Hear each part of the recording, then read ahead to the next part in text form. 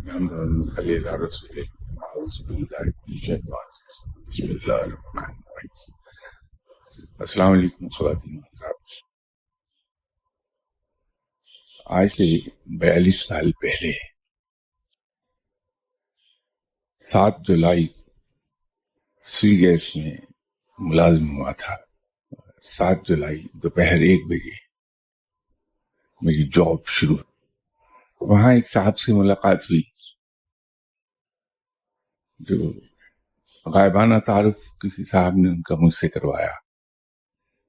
وہ پروفیسر کے نام سے کروایا، لیکن بعد میں پتہ چلا کہ ان کا اصلی نام بشیر صاحب ہے.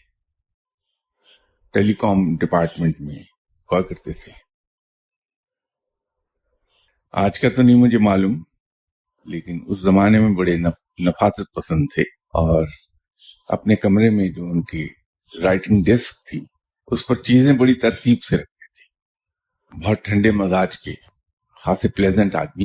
لیکن جب کوئی ان کی ڈیسک پر پڑی ہوئی چیزوں کی ترتیب بدل دیتا تھا تو بڑے بھناتے تھے اور بڑے عالمانہ کامنٹ وہاں سے آیا کرتے. آج غالباً 25 سال کے بعد سامنے بیٹھا ہوا دیکھ رہا ہوں، تشریف لائے ہوئے ہیں یہاں. تو جس طرح وہ چیزوں کی ترتیب سے بھناتے تھے، کچھ ایسے ہی معاملہ میرے ساتھ آج سڑکوں پر ہو رہا تھا. بقول اشفاق احمد صاحب کی وہ ایک بات نے حلقہ اثر میں اور دوسرے رائٹرز ممتاز مفتی صاحب جیسے ان سے ایک کمنٹ کرتے کہ یار ہور گلنا تے چھڈو تسی، سرفراز ایک تے اپنی بیوی دوسرا کار بڑی سام کے رہتا ہے. آج وہ سڑکوں کا جو حال ہے تو بہت سلو آ رہا تھا، اس سے پھر میں لیٹ ہو گیا. یہ تمہید اس معذرت کے لیے باندھ رہا تھا کہ میں 10 منٹ لیٹ ہوا ہوں.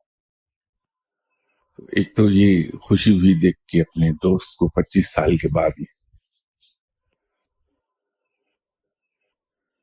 خواتین و حضرات، لاسٹ سنڈے ہم سورہ فاتحہ پر بات کر رہے تھے. کسی صاحب نے یہ سوال بھیجا تھا سورہ فاتحہ کے بارے میں کہ سورہ فاتحہ قرآن کا ایک اہم سورہ ہے جس کا آپ نے کئی دفعہ ذکر کیا. اس کا نزول کب اور کس موقع پر ہوا، اس کا بیک گراؤنڈ بتا دیں.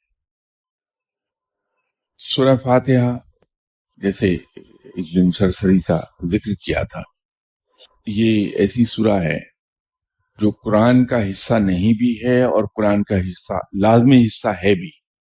قرآن 30 سپاروں پر مشتمل ہے.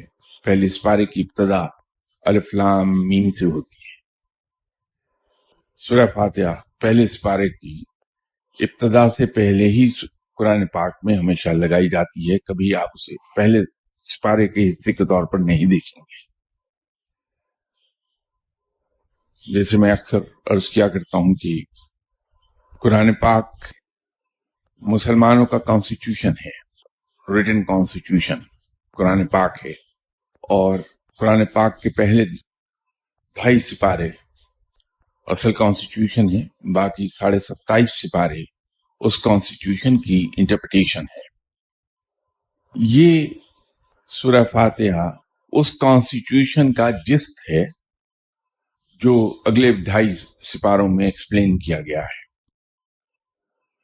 ہم اسے بجا طور پر قرآن پاک کا مغز کہہ سکتے ہیں. یہ سورہ مکی ہے، مکہ مکرمہ میں نازل ہوئی تھی. ایک ہی رکوع ہے اس کا. اس میں 15 الفاظ ہیں، 7 آیات، 15 الفاظ اور 123 حروف ہیں اس کے. اسے 5 ناموں سے پکارا جاتا ہے اس سورہ کو، جن میں سب سے زیادہ معروف سورہ فاتحہ ہے. فاتحہ لفظ فتح سے متشق ہے اور عربی میں کھلنے کو فاتحہ کہا جاتا ہے. یہ تو اس کے لفظی معنی ہیں. میں اصطلاحی معنوں میں اس سے مطلب یہ لیا جاتا ہے یہ وہ سورہ ہے جو اسرار کو کھولتی ہے، رحمتوں اور برکات کو کھولتی ہے. اس کا دوسرا نام فاتحۃ کتاب بھی ہے، کہیں کہیں آپ اسے فاتحۃ الکتاب کے نام سے دیکھیں گے۔ مراد یہ ہے کہ ایسی کتاب کو یہ کھول دیتی ہے آپ کے سامنے جو باعث برکت اور باعث نجات ہے انسان کے لیے۔ اسی طرح اس کے دوسرے باقی 3 نام ہیں۔ اس کی ابتدا جیسے میں نے عرض کیا تھا کہ حسب معمول بسم اللہ الرحمن الرحیم سے ہوئی ہے، لیکن بسم اللہ الرحمن الرحیم اس کا حصہ نہیں ہے۔ بے شک یہ وہ کلمہ ہے جو حضرت آدم کو عطا ہوا، حضرت ابراہیم علیہ السلام کو بھی عطا ہوا، لیکن بسم اللہ الرحمن الرحیم کو قرآن پاک میں 2 سورہ کو ایک دوسرے سے علیحدہ کرنے کے لیے استعمال کیا گیا ہے، ما سوائے سورہ نمل کے، جس میں یہ ایک آیت کا حصہ بھی ہے۔ اور اس سورہ کی اپنی ابتدا الحمدللہ، الحمد لفظ سے ہوئی ہے۔ عربی میں جیسے آپ جانتے ہیں کہ حمد کے معنی ستائش و تعریف کے ہیں، لیکن ایک خاص بیک گراؤنڈ کے ساتھ۔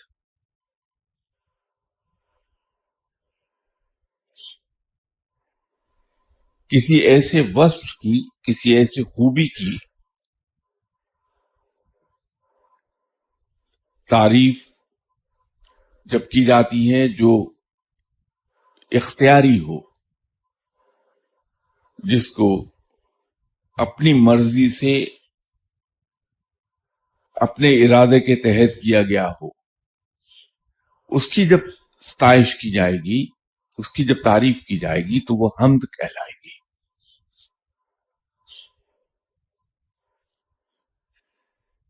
اسی لیے ہم صرف رب تعالیٰ کے لیے ہے، کیونکہ یہ صرف رب ہے جو کوئی کام اپنے اختیار اور اپنے ارادے سے کرتا ہے۔ انسان جو کچھ کام کرتا ہے وہ بظاہر لگتا یہ ہے کہ آپ نے یہ سوچا کہ میں یہ چیز اٹھاؤں تو آپ نے اٹھا لی، یا آپ کے ارادے کے تحت ہو گیا ہے۔ یہ قوت جس سے آپ نے سوچا اور جس طریقے سے آپ نے چیز کو وہاں سے اٹھایا، یہ انسان کی اپنی نہیں ہے، بلکہ یہ رب کی عطا کردہ ہے۔ اس لیے اس کی حمد نہیں ہو سکتی، تعریف تو اس کی ہو سکتی ہے، اس کی اپریسیشن ہو سکتی ہے، اس کی حمد نہیں بیان کی جا سکتی۔ یہ صرف رب ہے جو سوچتا ہے اور کام ہو جاتا ہے، اس کی اپنی قوت سے ہو رہا ہے، اس کو کسی نے عطا نہیں کی، یہ اس کی اپنی قوت ہے۔ ہمارے پاس جو کچھ موجود ہے یہ عطا ہے اللہ تعالی کی۔ حمد سے اس سورہ کی ابتدا ہوئی ہے، اور یہ حمد صرف اور صرف رب تعالیٰ کو سزاوار ہے۔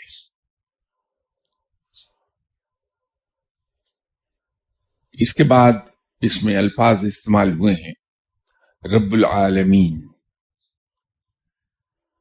رب جیسے آپ جانتے ہیں کہ عربی بڑی فصیح و بلیغ زبان ہے، دنیا کی سب سے زیادہ فصیح و بلیغ زبان عربی ہے، اور اس میں اہل قریش کو ملکہ حاصل تھا۔ وہ فصاحت و بلاغت جو اہل قریش کو حاصل تھی وہ کسی اور عرب ملک یا قوم کو حاصل نہیں ہوئی۔ اہل قریش کی عربی پر دسترس بھی مثالی تھی، بہت کمانڈ لینگویج پہ۔ تو لاسٹ سنڈے میں نے عرض کیا تھا کہ قرآن پاک جو نازل ہوا یہ اہل قریش کی عربی کی لغت کے مطابق نازل ہوا تھا، اور خلفائے راشدین اتنے جاگتے ہوئے ذہن کے تھے جب مسلمانوں کی فتوحات بڑھی اور مسلم سلطنت کے بارڈرز وسیع ہونے شروع ہوئے، عرب کے ساتھ ساتھ عجم تک بھی پہنچے، یورپ میں آدھا فرانس مسلمانوں کے زیر تسلط آیا، تو پھر ڈائلیکٹ کا مسئلہ بنا۔ اس وقت خلفائے راشدین نے مختلف اقدامات اٹھائے قرآن کو اپنی اصلی صورت میں برقرار رکھنے کے لیے۔ اس کو کتابی صورت بھی دی، اس میں دوبارہ سے اسے تحریر کیا گیا اہل قریش کی لغت کے مطابق، تاکہ اور یہ پابندی لگا دی گئی کہ تمام لوگ اس کو اہل قریش کے ڈائلیکٹ کے مطابق پڑھیں گے قرآن پاک، صرف اس لیے کہ اس کے اندر پھر کہیں ایڈیشنز اور آلٹریشنز نہ ہو جائیں۔ عربی میں رب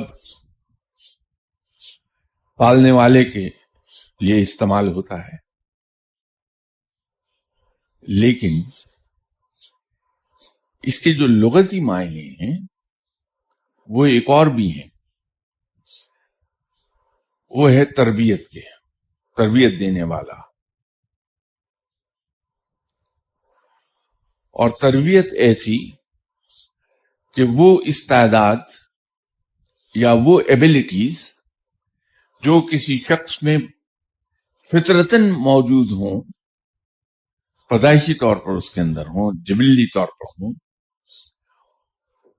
ان کوالٹیز کو، ان صلاحیتوں کو گریجولی ڈیولپ کرتے کرتے نقطۂ عروج تک لے جایا جائے۔ عربی میں تربیت ان معنوں میں استعمال ہوتی ہے۔ تو رب کے معنی دونوں استعمال ہوئے ہیں یہاں، پالنے والے کے طور پہ بھی اور تربیت دینے والے کے طور پہ بھی، کیونکہ قرآن انسان کی تربیت کر رہا ہے، اور جو اس کے اندر جو کیپیبلٹیز اینڈ کیپیسٹیز جبلی طور پہ انسان میں موجود ہیں، ان کو ڈیولپ کر کے وہ نقطۂ عروج تک پہنچاتا ہے قرآن۔ اور چونکہ سورہ فاتحہ ایسی سورہ ہے جو قرآن کو کھول دیتی ہے انسان پر، تو اس لیے وہاں جو لفظ استعمال ہوا رب کا، وہ پالنے والے کے ساتھ ساتھ تربیت دینے والے کے طور پر بھی استعمال ہوا ہے۔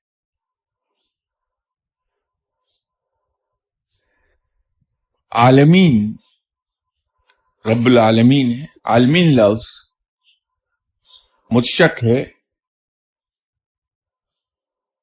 عالم سے، اور عالم متشق ہے علم سے۔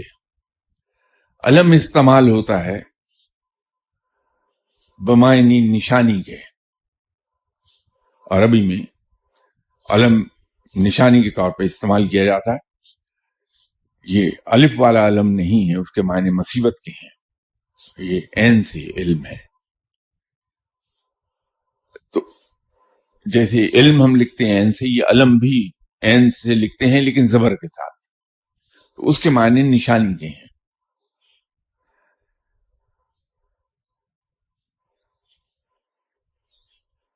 تو تمام نشانیوں کا رب، ان کو پالنے والا، ان کو تربیت دینے والا۔ اور یہ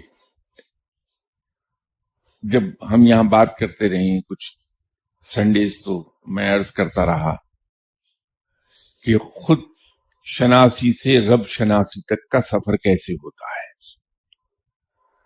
جو حدیث ہے کہ جس نے خود کو پہچانا اس نے رب کو پہچان لیا، اس کے سلسلے میں میری آپ سے گفتگو ہوئی تھی، تو میں نے عرض کیا تھا کہ ہم جب سے ہوش سنبھالتے ہیں، مرتے وقت تک یہ سنتے رہتے ہیں کہ جس نے خود کو پہچانا اس نے رب کو پہچان لیا۔ در حقیقت اس کے معنی کیا ہیں؟ اس وقت خاصی लंबी चौड़ी गुफ्तगू हुई थी हमारे दरमियान। वो जो रब को पहचानने के लिए निशानियां चाहिए, आलमीन उन लफ्जों, उन मायनों में इस्तेमाल हुआ है कि रब मालिक है, रब है उन तमाम निशानियों का। और ये वो निशानियां क्या हैं जो हमें दिखाई देती हैं कुदरत की। तो ये अल्हम्दुलिल्लाह रब्बिल आलमीन, वो इन मायनों में ये सब इस्तेमाल।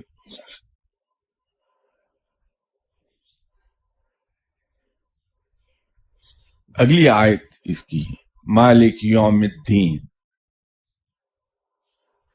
मालिक अरबी में ऑलमोस्ट उन्हीं मायनों में इस्तेमाल होता है जिन मायनों में हम उर्दू में इस्तेमाल करते हैं उसे, लेकिन एक थोड़े से फर्क के साथ। अरबी में मालिक उसको कहते हैं जिसको इख्तियार कुल्ली हो इस बात पर कि जो चीजें उसकी मिल्कियत में हैं उनको जब चाहे और जिस तरह चाहे वो इस्तेमाल कर सके। मालिक अरबी में उन मायनों में आता है।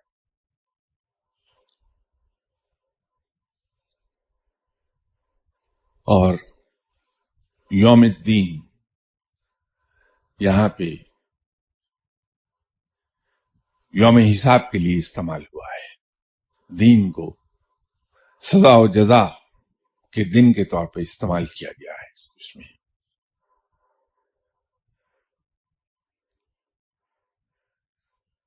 मैं खासा आगे चला गया उस सवाल की स्कोप से। सवाल तो बाकी इसमें जो इन्होंने मुझसे ये पूछा कि ये किस मौके पर इसका नजूल हुआ, अनफॉर्चुनेटली ये मेरे इल्म में नहीं है कि किस मौके पर ये इसका नजूल हुआ। अगर किसी वक्त मेरे इल्म में आया तो मैं जरूर गुजारिश कर दूंगा। इसकी बैकग्राउंड मैंने आपसे अर्ज कर दी, पूछा हुआ कि इसका बैकग्राउंड क्या है, तो बैकग्राउंड मैंने आपसे अर्ज कर दी कि ये मग्ज है कुरान पाक का, जो 2.5 पारों में कॉन्स्टिट्यूशन बयान किया गया है मुसलमान के लिए कि वो अपनी जिंदगी वो इस तरह गुजारेगा। और जिंदगी सिर्फ महदूद नहीं है इबादत तक, वो महदूद कारोबार तक नहीं है, बल्कि जिंदगी के तमाम पहलू उसमें कवर हैं।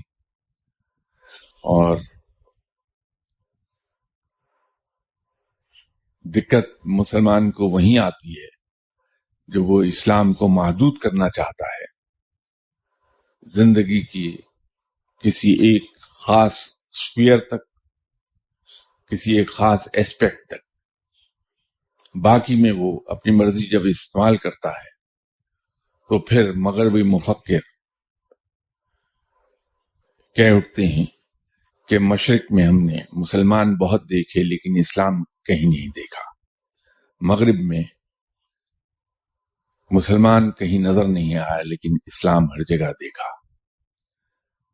ये उसका शाखसाना है कि हम जिंदगी के किसी एक खास एस्पेक्ट तक, जिंदगी के किसी एक खास स्फीयर तक महदूद कर देते हैं इस्लाम को, और बाकी में हम आजाद होते हैं और अपनी मर्जी से अपनी कन्वीनियंस के मुताबिक अमल करते चले जाते हैं। तो फिर नतीजा वही निकलता है जो अब हमारे सामने आ रहा है। ये अलम की बात करते करते वो मैं एक अर्ज कर रहा था कि इल्म, जैसे मैंने पहले एक मौके पर अर्ज किया था कि इल्म में और मालूमात में क्या फर्क है।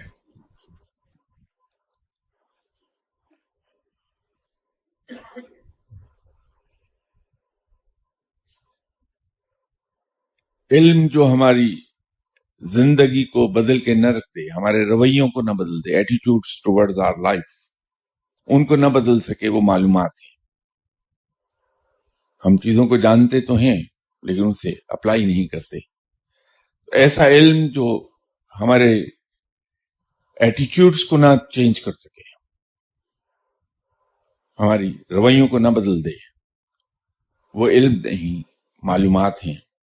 اور جو معلومات ہمارے رویوں کو بدل دیں، جن سے آپ استفادہ کر لیں، وہ علم ہو جاتا ہے.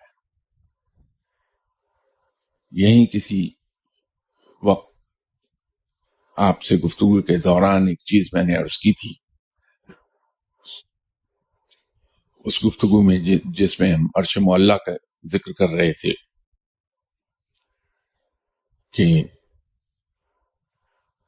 ایک تو رب تعالی کی پرووربیل کرسی ہے جس کا ذکر آیت الکرسی میں ہے کہ وہ پوری کائنات کو محیط کیے ہوئے ہے.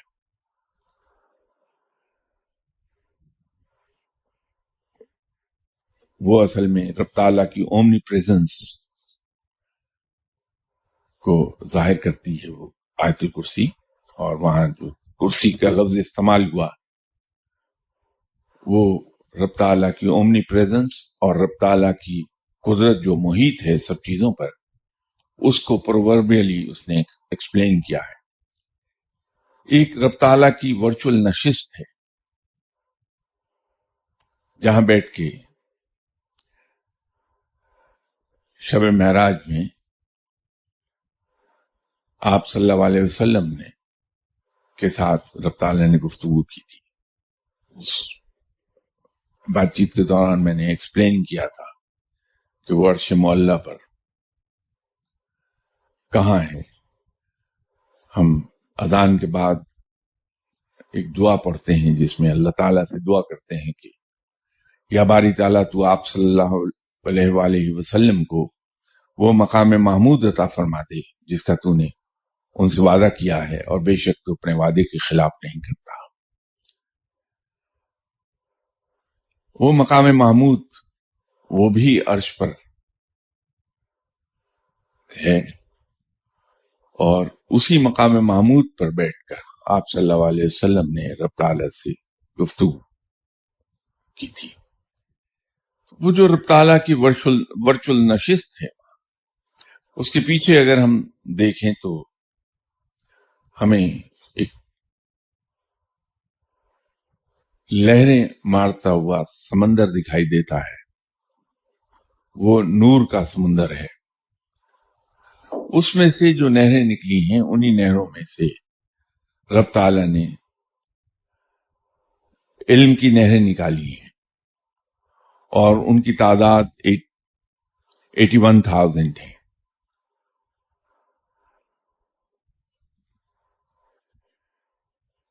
یہ انسانوں کے لیے رب تعالیٰ نے اس علم کو عطا کر دیا ہے انسانوں کو کہ انسان چاہیں تو انہیں حاصل کر لیں.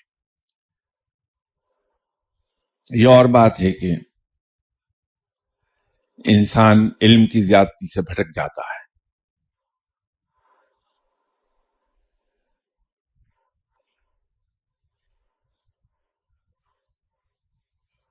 غیر مسلموں میں ایک حصہ ایسا ہے جسے ہم قادیانی کہتے ہیں. ان کے جو روحانی پیشوا تھے غلام احمد صاحب، وہ بھٹکنے سے پہلے نبوت کا جھوٹا دعویٰ کرنے سے پہلے علم میں بہت آگے تھے. اور اس زمانے میں جب ابھی انہوں نے جھوٹا دعویٰ نہیں کیا تھا نبوت کا، جو تفاسیر لکھی وہ پڑھنے کے لائق ہیں. اور علم کی زیادتی نے، اور ان کے چونکہ گائیڈ نہیں تھے کوئی، تو علم کی زیادتی کی وجہ سے یہ بھٹک گئے اور انہوں نے اپنے آپ کو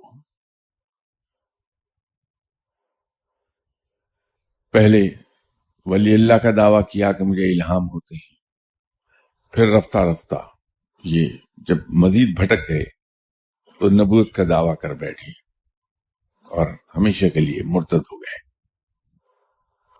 تو علم کی زیادتی بھی انسان کو باز کر بھٹکا دیتی ہے۔ وہیں پر انسان کا گائیڈ اس کے کام آتا ہے۔ یہ جو اکثر و بیشتر ہم لوگ یہ کہتے ہیں کہ صاحب بیعت بڑی ضروری ہے، کسی مرشد کا ہونا بڑا ضروری ہے،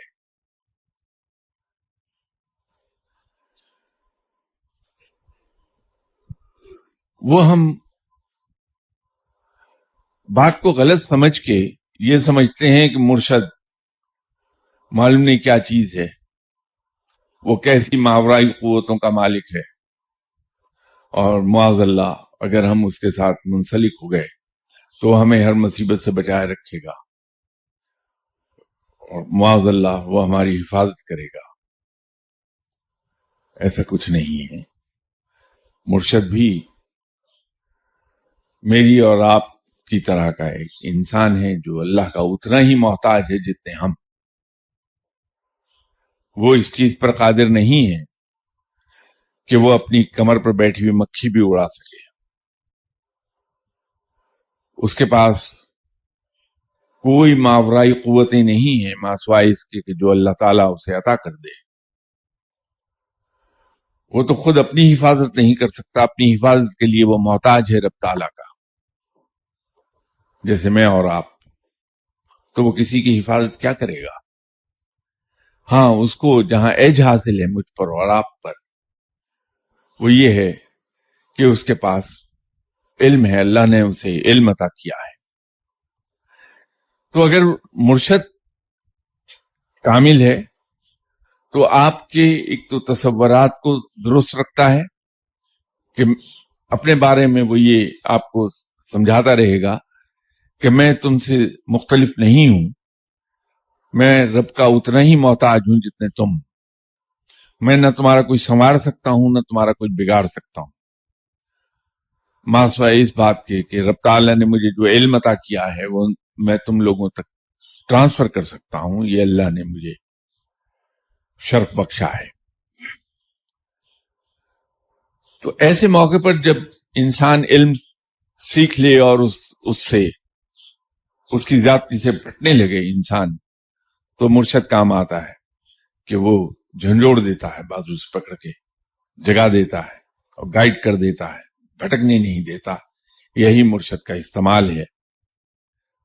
مرشد کا استعمال یہ نہیں ہے کہ اس کے سامنے جا کے ہم روتے رہیں کہ میری یہ دنیاوی مشکل اور میری یہ دنیاوی کام پھنس گیا ہے، میں یہ بے ایمانی کرنا چاہتا ہوں، یا مرشد آپ اللہ سے دعا کریں اللہ مجھے اس میں کامیاب کر دے، یا چوری کرنے سے پہلے میں اپنے مرشد کے پاس جاؤں اور جا کے ان سے کہوں کہ صاحب میں چوری کرنے جا رہا ہوں، دعا کیجیے گا اللہ مجھے کامیاب کر دے۔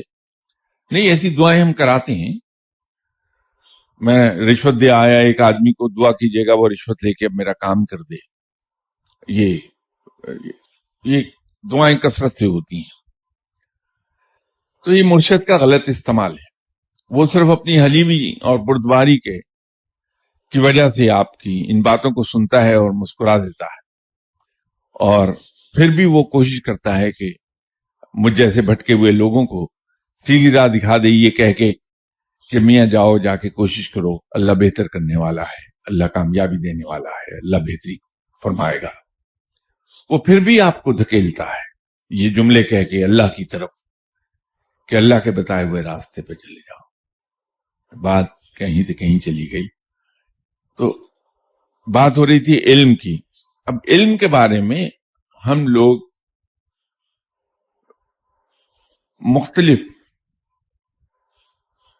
ابہام کا شکار رہتے ہیں۔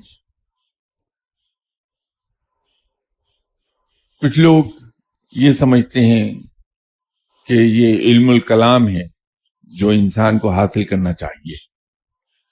کچھ لوگ یہ سمجھتے ہیں کہ یہ صرف علم فقہ ہے جو انسان کو حاصل کرنا چاہیے. کچھ لوگ اسے علم الکتاب کہتے ہیں کہ صرف علم الکتاب حاصل کرنا چاہیے.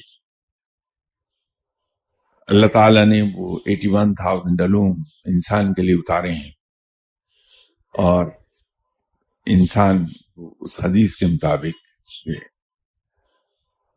جو آپ صلی اللہ علیہ وسلم نے فرمایا، ہر مسلمان اور مرد اور عورت پر علم حاصل کرنا فرض ہے.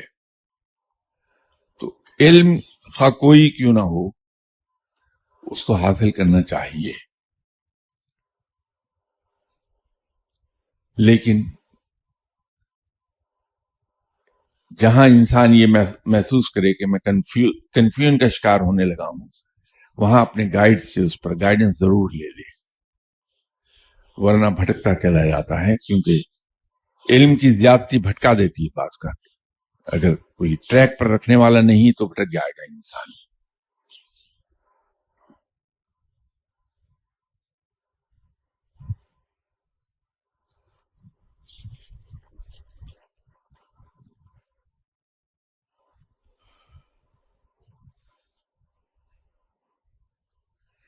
کسی صاحب نے بہت بڑے ولی اللہ، ان کے بارے میں پوچھا ہے کہ حاجی حافظ عالم پناہ پیر سید وارث علی شاہ صاحب دیوا شریف انڈیا، ان کی زندگی کے بارے میں کچھ عرض کر رہے ہیں. کیا وارثی سلسلہ انہی سے شروع ہوتا ہے؟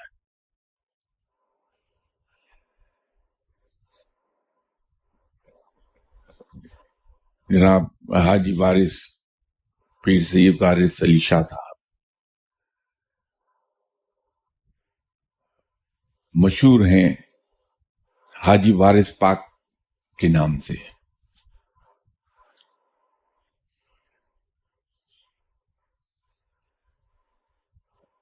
سلسلہ چشتیہ صابریہ کے لوگ عام طور پر ان کے معتقد ہیں، ان کو مانتے ہیں، اور سلسلہ وارثیہ کی ابتدا بھی انہی سے ہوئی ہے. ان کا مزار لکھنؤ سے کوئی 35 کلومیٹر باہر دیوا شریف ایک مقام ہے، وہاں ہے. بڑے بلند پایا اور صاحب کمال ولی اللہ گزرے ہیں. ان کا روحانی فیض آج بھی جاری ہے.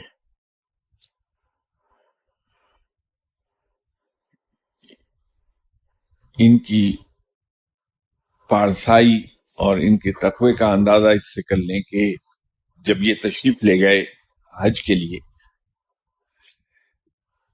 تو پھر مرتے دم تک احرام نہیں کھولا. یہ حالت احرام میں رہے حج کے بعد بھی. اور حالت احرام میرے اور آپ کے لیے تو سننے کی حد تک بہت آسان بات لگتی ہے، لیکن احرام باندھنے کے جو پروٹوکولز ہیں ان کو آبزرو کرنا عام انسان کے بس کی بات نہیں ہے. مجھ جیسے عام لوگ تو عمرے پر جاتے ہیں تو جو تھوڑی دیر کے لیے احرام باندھتے ہیں اس کی پابندی ہم نہیں کر پاتے، وہ اتنی اس میں شدت ہے. ان بزرگ نے، جناب حاجی وارث پاک صاحب نے، پھر ایک لمبا عرصہ مرتے دم تک اس احرام کو نہیں کھولا اور اس کے تمام پروٹوکولز مینٹین کرتے رہے.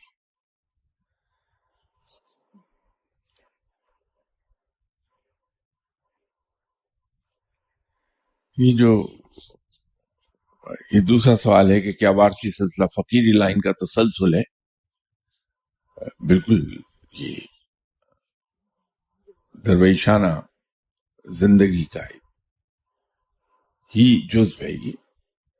اور ان کے تربیت یافتہ لوگ جنہوں نے سلسلہ وارثیہ میں تربیت پائی ہے اور کمال کے پرہیزگار اور متقی لوگ ہوتے ہیں.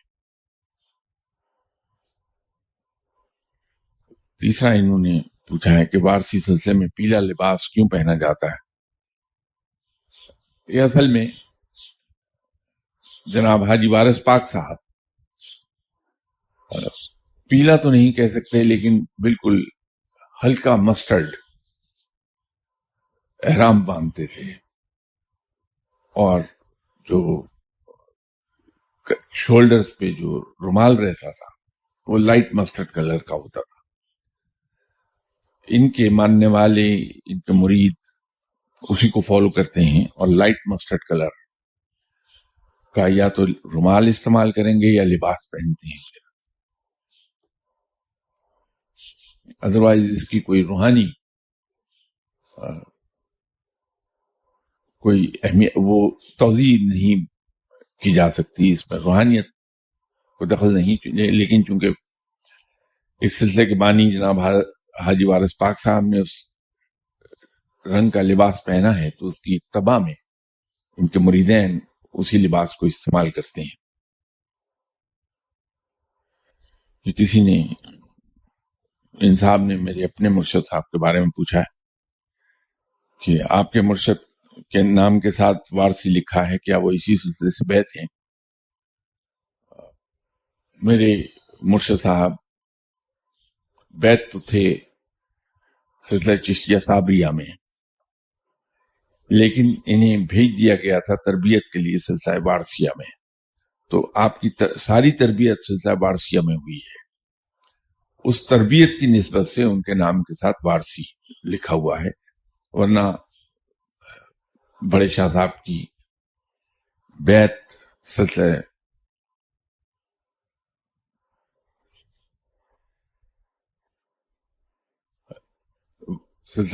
چشتیہ صابریہ میں ہے۔ آخر پہ ان صاحب نے مجھے دعا کے لیے حکم کیا ہے، تو بھائی آپ مجھ سے زیادہ نیک آدمی ہیں، میں تو بہت سیاکار آدمی ہوں،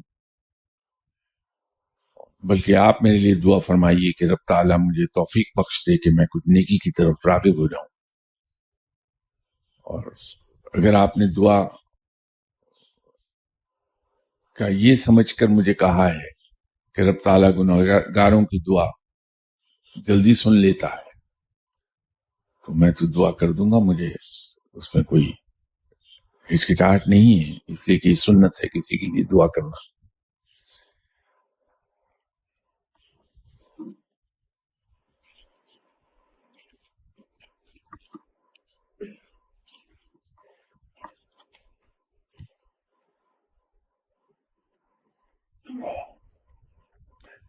یہ کسی صاحب نے خاصا تفصیلی سوال کیا ہے کہ روحانیت، سائنس اور علم فلکیات اور سال 2012 کی کتاب کے مصنف فواد صدیقی صاحب نے اپنی اسی کتاب میں 21 دسمبر 2012 کے دن کو سب سے ہولناک قرار دیا ہے، جب دمدار ستارے کی ٹکر کے علاوہ زمین کی طرف سولر فلیئر آئے گا اور چاند کے کچھ ٹکڑے علیحدہ ہو کر کرۂ ارض سے ٹکرائیں گے۔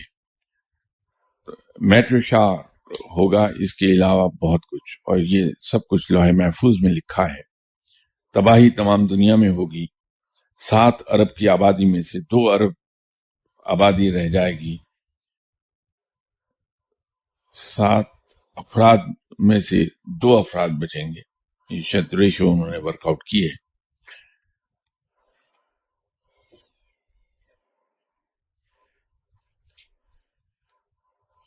ایسی پیش گوئیاں پہلے بھی بہت ہوتی رہی ہیں، اور رب تعالیٰ انہیں جھوٹا کر دیتا رہا ہے۔ میرے ایمان کے مطابق تو یہ صرف رب ہے جو جانتا ہے کہ کب کیا ہوگا، یہ دمدار ستارے ہوں یا بغیر دم کے ستارے، سورج ہو یا چاند، مجھ جیسے سرکش لوگ ہوں، سب اللہ کے ماتحت ہیں، سب اس کے دائرۂ قدرت میں ہیں، صرف یہ رب ہے جو چاہتا ہے وہ کرتا ہے۔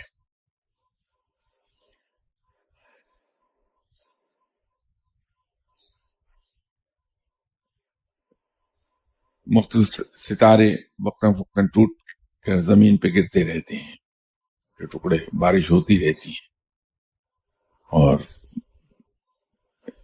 مختلف سائنسدانوں کو زمین کے مختلف حصوں سے بڑے ٹکڑے بھی ملے ہیں، شہاب ثاقب جنہیں کہتے ہیں۔ روٹین کا کام ہے، وہ ہوتا رہتا ہے۔ انہوں نے شاید لکھتے وقت احتیاط کی ہے کہ یہ لکھ دیا کہ 7 ارب میں سے صرف 2 ارب آبادی باقی بچے گی، 5 ارب ختم ہو جائے گی۔ در حقیقت یہ ویسٹ سے یہ روایت چلی تھی کہ 21 دسمبر 2012 کو قیامت آ جائے گی، یہ ویسٹ سے اوریجنیٹ ہوئی بھی بات ہے، اور ہمارے یہاں فیشن ہے کہ ویسٹ سے کی جانے والی ہر بات کو ہم منوان تسلیم کر لیتے ہیں۔ قیامت واقع نہیں ہوگی 21 دسمبر 2012 کو، میں پورے یقین سے کہہ دیتا ہوں آپ سے، اس لیے کہ آپ صلی اللہ علیہ وسلم نے قیامت کی بہت سی نشانیاں بتائی ہیں، ان میں سے کئی ایک نشانیاں ابھی ظہور میں آنا باقی ہیں۔ وہ جب تک نشانیاں آ نہیں چکتی قیامت نہیں آئے گی۔ تو نہ تو حضرت امام مہدی علیہ السلام تشریف لائے ہیں، نہ دجال آیا ہے، نہ حضرت عیسیٰ علیہ السلام آئے ہیں، نہ مسلمانوں اور غیر مسلموں کے درمیان وہ جنگ ہوئی ہے جو دریائے اردن کے کنارے ہوگی۔ جب یہ نشانیاں پوری ہوں گی تو اس کے بعد قیامت آئے گی۔ 21 دسمبر میں نہیں سمجھتا کہ قیامت آئے یا اس قسم کی کوئی بربادی آ جائے۔ پھر بھی رب تعالیٰ سے اس کی پناہ مانگنا چاہیے ہمیں ہر وقت کہ اللہ تعالیٰ ہمیں اپنے پناہ میں رکھے، اور اللہ تعالیٰ ہمیں تمام مصائب سے بچائے رکھے۔ سب سے سیف راستہ میرے نزدیک یہی ہے، کم از کم مجھ جیسے گنہگاروں کے لیے سب سے سیف راستہ ہے کہ رب تعالیٰ سے ہر وقت اس کا رحم مانگا جائے، اور اس سے یہ دعا کی جائے کہ یا اللہ تو مجھے اپنی پناہ میں لے لے، مجھے ان تمام آلام و مصائب سے محفوظ رکھ۔ انشاءاللہ تعالی بشرط زندگی اگلی اتوار ملاقات ہوگی۔ السلام علیکم۔